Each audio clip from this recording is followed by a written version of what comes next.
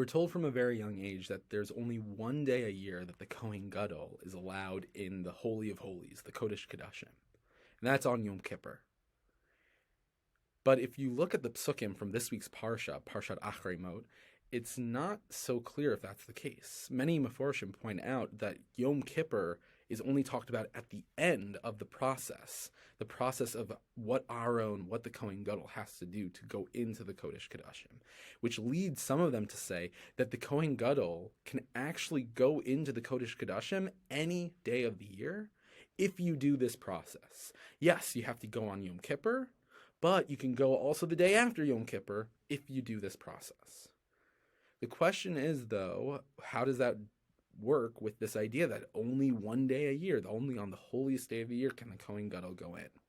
So the Vilna Gaon tries to combine these two approaches to the text and says that actually the only person that could go in any day he wants with this process is Aaron. Aaron, the first Kohen Gadol, he can go in whenever he wants with this special process.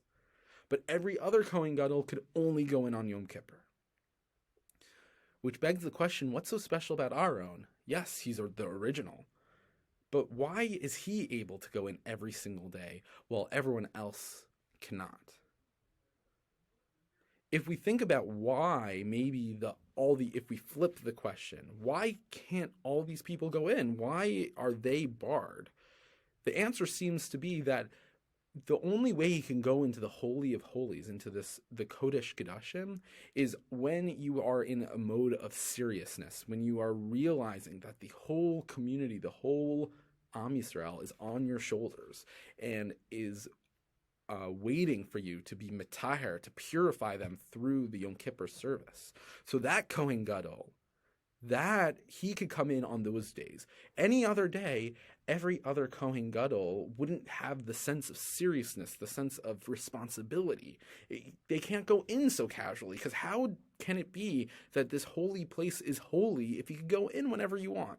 Yes, you'd have to do this process, but this idea is that this seriousness is needed to get into the Kodesh Kodashim, which can only be achieved through this process and it being the day of Yom HaKippurim. So then let's go back to Aaron. Why then could Aaron go in any day? I think it goes and relates to the beginning of this parsha, the first pasuk, Acharei Mot. What is this in response to? It's in response, this whole story is in response to Aaron's children, Nadav and Avihu, dying. Nadav and Avihu die most likely in the Kodesh Kodashim or right outside the Kodesh Kodashim. So unlike any other Kohen Gadol, Aaron would have a sense of seriousness every single day of the year, because when he approaches that place, there's no way he could have a sense of lackadaisical thinking. The space is so sacred to him every single moment, because it's a reminder of what happened to him, what happened to his children, and the tragedy that he has. So there's no way he could go in laissez-faire. He'd have to be in a serious state. And this idea that Aaron would have to go in a state of seriousness that no other Kohen Gadol could do is something I think we could use in our own lives.